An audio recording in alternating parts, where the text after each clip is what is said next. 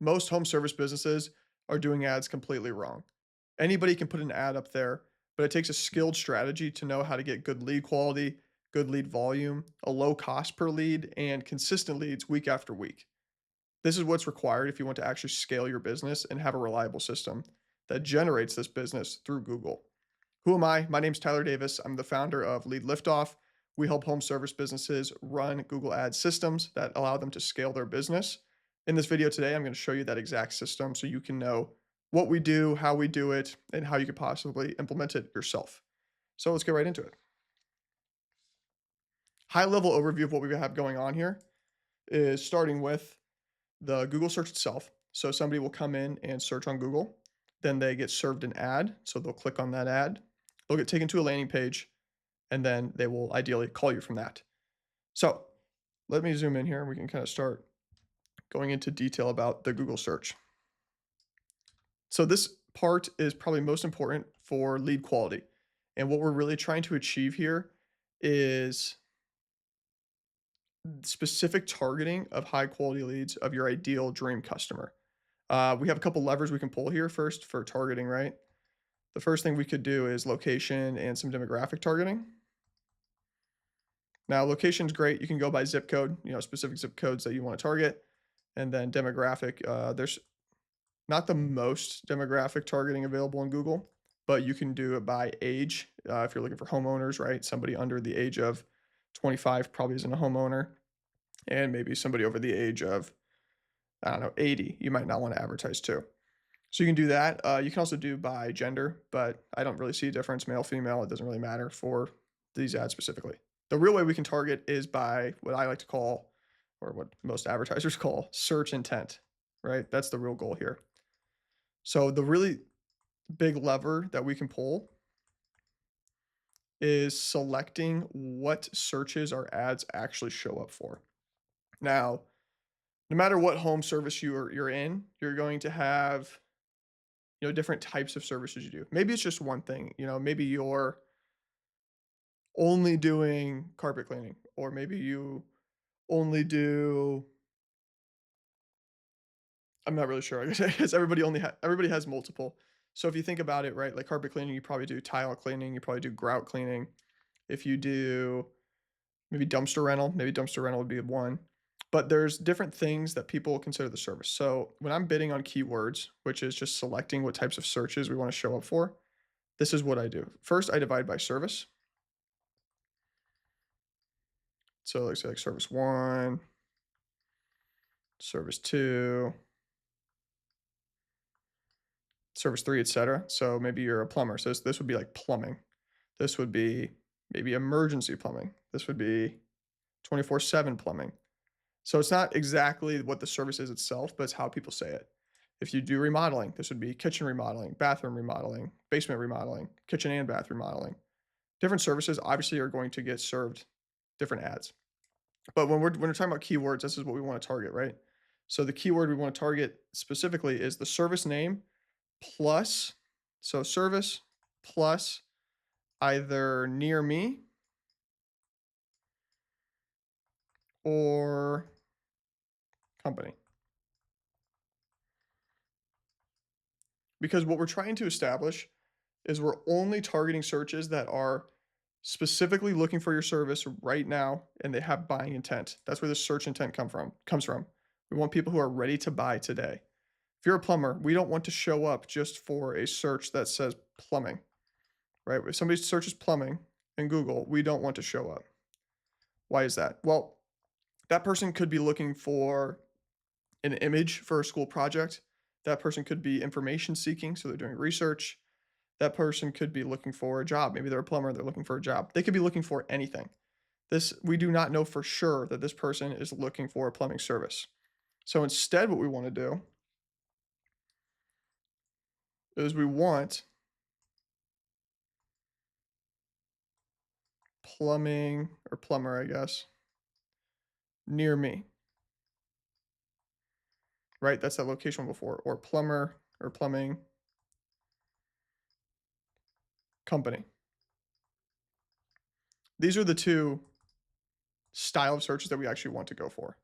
Now we obviously need to do all the synonyms of this, right? So it's not just going to be plumber near me. It's going to be plumber in my area. It's going to be plumber, insert your city name, town name, different cities, different neighborhoods, different towns that you're servicing. Same with company. It's not always going to be plumbing company. It's going to be plumbing service, plumbing contractor, um, service contractor, company. It depends on exactly what your service is, what people would call you. You know that better than anybody, but that type of search as well. So it's people looking specifically for the service or a company and people who are putting a location qualifier in there. And again, we want to do every type of service we do. So plumbing, it would be plumber, drain cleaning, it would be toilet repair, it would be, all these different actual services that we offer. That's the type of keyword we want to do. Now, what this achieves by only doing these types of keywords and not these is that lead quality. Now, something to note here, what we want to do is we want to do phrase match on these. So these are phrase match as well as exact match. So phrase plus exact match. Oh. What this allows Google to do is when people type in that phrase specifically, our ad will pop up for it. That's what the exact match is. So exactly. Phrase gives Google a little bit of leeway. So somebody might, misspell the word or they might search it with a couple extra words in there, something different. That gives us more traction, gives us more traffic. Now, we do need to put some reins around that. So, how do we do that? And we do that with negative keywords. Negative keywords. Let me take a step back here and make sure we're following. So, first, we're capturing the Google search. What we're doing is doing some targeting with the location and demographic. But the real way that we can truly target our ideal customers to get that lead quality high is through search intent. The way we establish search intent is by being very specific and selective with the types of searches we want our ads to show up for. And the only type of searches that we want our ads to show up for are ones that name a service that we do combined with either a location or a company slash service qualifier. So for this plumbing example here, I'll do a different example. If we do painting, right? You're a house painter, it would be home painting near me, home painting contractor. That would be one like service. Another service might be interior painting service, interior painting in Omaha, Nebraska. Those would be a different service. So exterior painting, interior painting, just different ways that people say your services combined with a location or company qualifier. Now we're going to do these as phrase and exact match. Exact match is obvious. If somebody types it in exactly as we select it, then that will do that. Phrase gives a little leeway. Because of that leeway, we need to do negative keywords. Negative keywords are terms or keywords that show up that when somebody puts in the search bar, our ads never show up. So important negative keywords you always want to do is cost. These are price shoppers. These are not people who are serious about buying. Then we want to do like DIY. So how to do some plumbing fix, how to paint my own house. Um, like how would be a negative keyword. These people are obviously not customers. And then any sort of like information seeking as well. So information seeking. Most of the time this comes in the form of questions. So what does it cost? I guess that's cost as well. How long does it take to paint my house? How long does it take for this? What is the standard rate for this? So there's all these different keywords that will come up that you want to add negatives for. Another big one too, is something I do. People have different beliefs on this. Is competitors. So I would always put a competitor name as a negative. I've just seen too many times where people will type in a competitor name, and if your ad shows up instead, they're going to click it and they're just going to assume it's the competitor. So they're calling you and you're wasting money on a click for somebody who has already bought, but from that competitor, and they're just calling them for some whatever reason. Okay. So that's kind of how so this is really the whole scope of how we target for lead quality. So that's what we've achieved here. I guess yellow is probably a bad color. This is how we get the lead quality. It's what most people get wrong. This is actually one of the most important parts. Target by search intent. Be very selective with that. Now, as you're doing this, right? So you have your, you did your location and demographic targeting. Honestly, most of the time we don't really do much demographic targeting because Google's not very robust with it, but we do location pretty specifically. And now we have our big list of keywords, right? We have all these different variations. We have 200 different search terms that we're going to go for. And then we actually have 400 because we have one set as phrase match, one set as exact match. We also have a big list of negative keywords that we never want to show up for. Those will naturally form into what are called different ad groups. So this is kind of where ad groups would come in. It's kind of in between the search and the ad itself would be the ad group. Now, the way you want to form these is by search intent kind of grouped together. So all of like the service, right? When you're breaking it up by service, because you'll probably, for this painting example, when you're selecting the keywords, you're going to have 15 about interior painting near me, interior painting service, interior painting contractor, painting in my area, et cetera, et cetera, et cetera, et cetera. You will have all of those. And then you will have basically the same copy of exterior painting if you do both. Exterior painting near me, et cetera, et cetera, et cetera. We want to divvy these up into different ad groups based on what that person is searching for. Because when you do it this way, you're able to write ads specifically for that search instead of just doing one broad painting ad. So, first split by service, which is the obvious one. And the one that might not be so obvious would be also split by keyword. Somebody who searches for bathroom remodeling service is going to click an ad that says bathroom remodeling service more frequently than somebody who searches for bathroom remodeling near me. Because we want that ad to match what they're searching as closely as possible. So what it might look like is, let's say you have 200 keywords you've selected over here. It might look like we're dividing those by, hold on, let me move this over.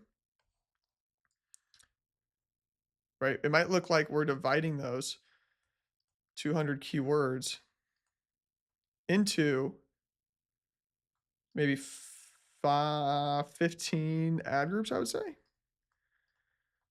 It could look like that.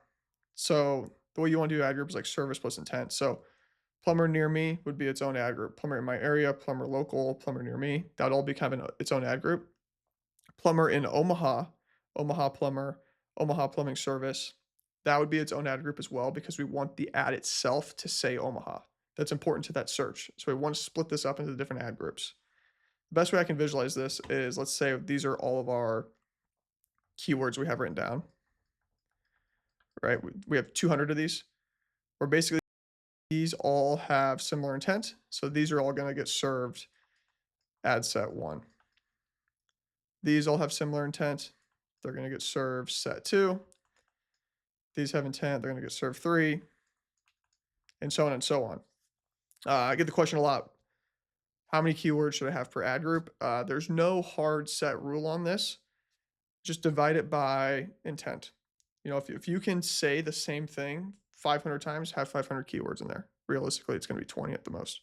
But that's how we split that up. So this would all be like plumbing company, plumbing Omaha, drain cleaning near me. All those different types of searches combined in there. What this does for us, and at the end of the day, is the real huge benefit of this is it has message match,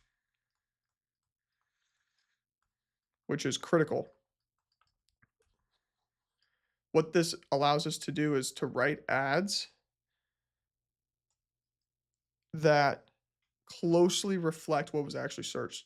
Because the key point here is that the more similar your ad is to the actual search query, the more likely somebody's going to click it, and really just the better results you're going to get on the campaign as a whole. So do the message match, do this. That's how we set that up for the ads. Now, I guess I should probably write the benefit up here too. The benefit is more volume. Lead volume. More people are clicking the ads, more leads are coming through. Next, landing page. I'll do a little sneak peek here. Lead cost is the benefit here.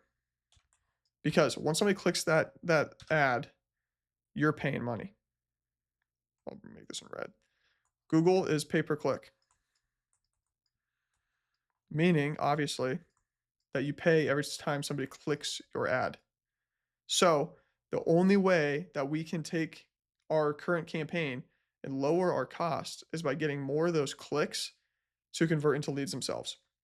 Now, realistically, like lead volume and lead costs are kind of the same thing, just on different sides of the same coin. But the best way to lower our cost per lead is to get more clicks or is to take less clicks to get a result. Our key metric that we shoot for is 20% plus. So one out of every 5 clicks turns into a lead. Industry average is like 5 to 7%. But for if we're doing these high intent searches, like I said before, like really strong search intent, plumbing company, and they click an ad that says plumbing company, and they get taken to a page that's about plumbing company, and with a strong call to action, we should realistically get easily 20% plus conversion rates on this. How to increase conversion rate? One, message match headline. People get lazy and they send, sorry, it's hard for me to talk and write at the same time. People get lazy and they send all their traffic to their website. Well, their website's too general. If you have an ad specifically about bathroom remodeling, you should get taken to a landing page that's only about bathroom remodeling, and that headline should match that ad as well as it possibly can. Second thing, this is a big one, is trust. Key point here is everybody on the internet assumes you're a scammer until you prove them otherwise. That's just how the internet works. It's low trust. So how do we establish trust? Pretty easily. I mean, we just, show reviews, show some badges on the page. So if you ever won some sort of award, some sort of trust badge, like Better Business Bureau, things like that. Another way is with real pictures of you. So I'm just gonna put pictures, but critically, this is real pictures of you or your crew working, not just some stock image. Another great way to build trust, reviews, badges, pictures is some sort of guarantee or free benefit, which honestly, I wouldn't run any campaign without this. So this is as simple as a free estimate, free on-site estimate, free call, same day service, some sort of guarantee or benefit like that goes a huge, huge way in trust. Next thing, which is probably the most obvious thing that we need to do, is a strong call to action. You need to have a clear next step and a clear benefit to do that next step. So make the button big, make the button obvious, say call today for a free estimate. It tells them exactly what to do, and it tells them the benefit of why they should do that to get their problem solved. Or call today for same day service, call today for a free quote, call today for a customary consultation, whatever it might be. Call now for service within an hour, something like that. If it's an emergency, strong CTA. And then finally, the last one, this is questions. So the last thing is answer their questions. This can be in the form of an FAQ, which is pretty obvious. Other ways you can answer questions is listing what you do. So list what your abilities are for your service. So if you do, I'll go back to the example of bathroom remodeling, list that you do tub to shower conversion, you do tile, you do drywall, you do painting, you do sinks, you do everything, right? Because somebody might not reach out to you unless they know for a fact that you do what they're looking for. Maybe somebody's confused on the next steps, they're confused on the process. Just list out the next steps, explain the process to them. So that's kind of how we can answer the questions to get more people to convert. So just to recap, we have the Google search. This is how we get the lead quality. We get very selective on the keywords. We put up negative keywords. We only do high intent searches with the service and a location or service and company, contractor, or something like that. Then we write ads that match that search as much as possible, which gets more clicks, leads to higher lead volume. This is called message match. We do this by making ad groups and putting different types of searches into different buckets that get served the same ad set. Finally, once they click that ad, well, then they get sent to a landing page, and we want to lower our cost per lead by getting more of the clicks to convert than without a landing page. Landing page is a single page website directly for that ad set. So for each ad set or ad group, they get their own landing page, It has a message matched headline. Obviously, message match throughout the whole thing. So the pictures should reflect it, the benefits should reflect it. Has trust assets in the form of reviews, some badges, pictures, guarantees, free benefit, strong call to action that tells them what to do and why to do it, and then answer some questions they might have through the form of like FAQs or just more information further down the page. Side note about this is most traffic is coming in mobile. Just I'll write that here. I don't know if you can read yellow, but mobile. So when you're designing these landing pages, design them mobile first. Now, the last thing is that will happen here is they will call you. And when they call you, we want to track this.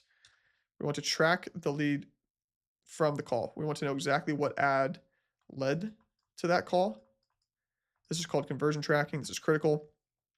Do not run a campaign without doing conversion tracking. Write this again. This is a must. Everything in this process is a must so far, but this is actually a must because what this allows us to do is to see what ads are working, see what the ads are costing us, see our return on the investment. When we track these calls as well, we also like to record these calls so we know we can go back to the call and listen to the recording. Say, did they actually book it in? Or did they call and end up not booking? Were they price shopping? Because that means that this ad and this ads set might lead to price shopping. Now, what this really is all about is optimization. When you're tracking the leads like this, over time, you're able to see what's breaking. Is it our cost per click? Are our clicks too expensive? Are certain keywords that we're bidding on, are those too expensive and we need to start bidding on other ones? Is it that nobody's clicking our ad? Are we looking at our stats and saying, hey, nobody's clicking these ads? That means we need to go back and we need to fix that ad. We need to write better message match ads. We need to write more compelling headlines. Is the issue that nobody's converting on the landing page? Is our conversion rate 10%? That's how you can be able to track this with the call tracking and optimization. This is really what allows you to, when you're doing this, to first of all improve all these other three things I already talked about. It improves your lead quality over time, lead volume, lead cost by optimizing. But another big thing, obviously, is gonna be the consistency. If you have a well-oiled machine for a campaign, you're able to get these leads week after week after week. You're able to make changes. You're able to see the data. It's predictable data. And that is all done through call tracking and optimization. So this is basically the whole system we run. There's also some like additional things that I haven't covered here, such as retargeting campaigns. So we do those as well. What this is people who don't convert. Sorry for that horrible writing. People who don't convert on the landing page, we send them back to here. They get more ads later without the search to hopefully convert again. This works incredibly well, super profitable. I would always do this. You can even do this on past customers or website visitors or anywhere else. Retargeting campaigns work super, super, super well. And yeah, this is pretty much the process here. Obviously, it goes into more detail, but I've already been recording for 24 minutes at this point. So actually, a little bit less than that. So I don't want to drag this on anymore. But if you want us to build this system for you, there'll be a link in the description to apply for us to build this Google Ad Machine for you. Again, the benefits here is high lead quality, high lead volume, low lead cost, and consistent leads week after week, month after month. It's this flywheel of processes where we select the right keywords, make good message matched ads, make high converting landing pages, track the calls, and then optimize this process over and over and over and over again to get better and better results week after week. If you want us to build this for you, there's a link in the description for apply for that. I'll also throw a link in there for an ROI calculator so you can see how much Google Ads can really make your business, how you can scale that way. And yes, I appreciate you watching the video. Leave a like, subscribe, and I'll see you in the next one.